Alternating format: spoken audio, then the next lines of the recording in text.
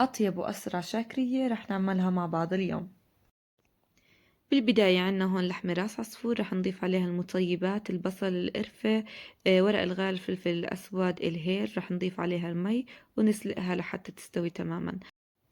هلأ هون عنا لبن، رح نضيف عليه معلقتين من النشا ونحركهم مع بعض على البارد لحتى يذوب عنا النشا.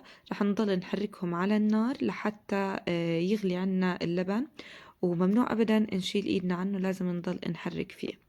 هون عنا بعد ما غلي اللبن رح أضيف عليه شوي من مرق اللحمة لحتى يخفف قوامه عنا، لأنه صار عنا قوامه سميك.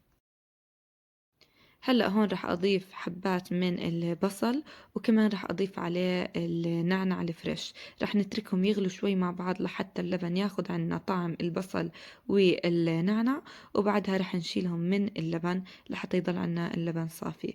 هون شلنا البصل والنعنع من اللبن، ورح ننزل حبات اللحمة. بعد ما استوت تماما رح ننزلها على اللبن ونتركهم يغلوا مع بعض.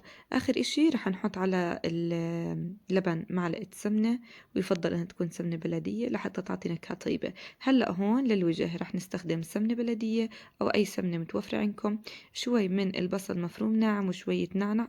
رح نقلبهم كتير منيح مع بعض لحتى يتدبل عنا البصلة، ورح نحطها على الوجه.